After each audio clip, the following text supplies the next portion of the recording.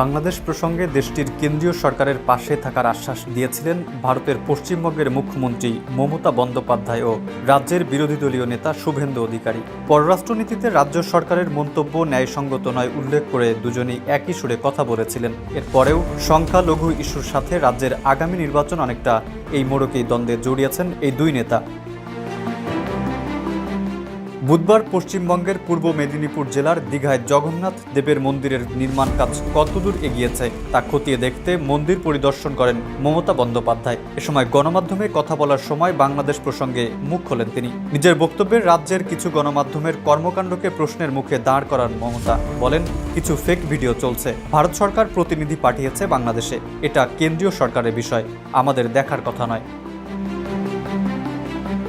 এ সময় ভিসা প্রক্রিয়ায় কিছুটা শিথিলতা আনা হয়েছে উল্লেখ করে মমতা বলেন, একমাত্র ওয়ালটন এসি দিচ্ছে 1 বছরের রিপ্লেসমেন্ট গ্যারান্টি। আমি শুনেছি বাংলাদেশে ভিসা আরও বাড়ানো হয়েছে যাতে ওপার বাংলার মানুষ বেশি করে আসতে পারে। আমাদের লোকদেরও ফিরিয়ে আনা হোক যারা আসতে চায়। পুনরায় পররাষ্ট্র নীতির বিষয়ে নিজের অবস্থান পরিষ্কার করেন মমতা।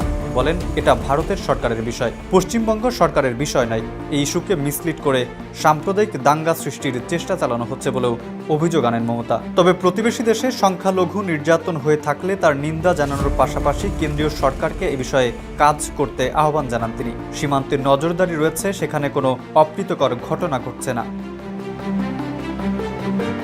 তবে মমতার এই মন্তব্যের তীব্র বিরোধিতা করেছেন রাজ্যের বিরোধী দলীয় নেতা শুভেন্দু অধিকারী। বাংলাদেশ প্রসঙ্গে মমতার আচরণ অনেকটা দ্বিচারিতার মতো উল্লেখ করে শুভেন্দু দাবি করেন, মমতা বন্দ্যোপাধ্যায় পশ্চিমবঙ্গের সংখ্যালঘু মুসলমান সম্প্রদায়ের সঙ্গে প্রতারণা করছেন।